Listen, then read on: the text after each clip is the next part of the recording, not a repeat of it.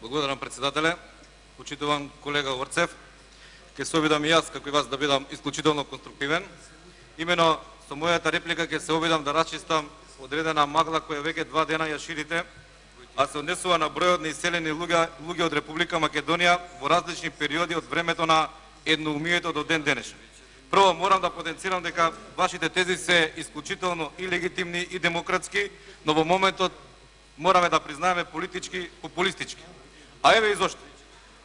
Бројката која е потенцирана од страна на опозицијата од некаде 450.000 иселени луѓе е всушност бројка, потенцирам, на иселени луѓе од 1960 година до 2010 година, а не во време на владењето само на ВМРО ДПМН, како што опозицијата настојува да го нагласи денојве.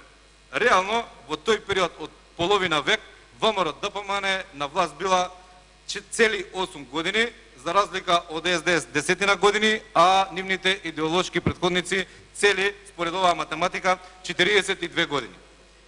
Една вистина која и ние и вие ја знаеме, ја знае и македонската јавност, дека иселувањето во Република Македонија не може било е и ќе биде и не може да застане ниту во време кога на власт е ВМРО ДПМН, ниту во време кога на власт е Социјалдемократскиот сојуз или било која политичка опција. Но второ и цена многу побитно за граѓаните на Република Македонија е која политичка гарнитура пристапува сериозно со осмислени и практични проекти, а не само декларативно, за да оваа појава не може да ја созбие, но во голема мера ја амортизира и ја намали.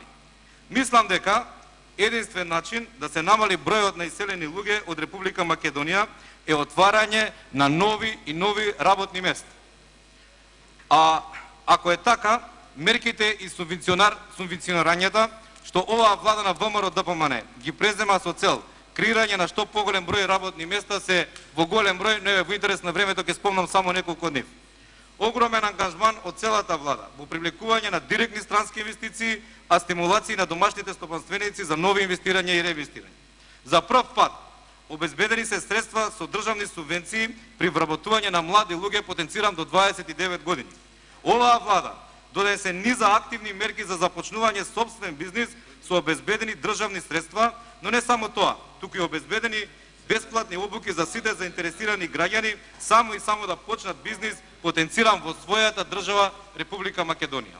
Оваа влада се грижи и за лицата кои што се во подминати години, 50-тите и 60-тите години, и обезбедуваат државни субвенции за нивно вработување. Во интерес на времето, бидејќи гледам дека истекува. Јас ќе ве запрашам, еве, пред целата македонска јавност, кажете еден проект од 2002 до 2006 година кога вие бевте на власт, или од 91-2 година до 98 со која што стимулиравте да иселувањето во Република Македонија го намалите или во најмала мерка го амортизирате.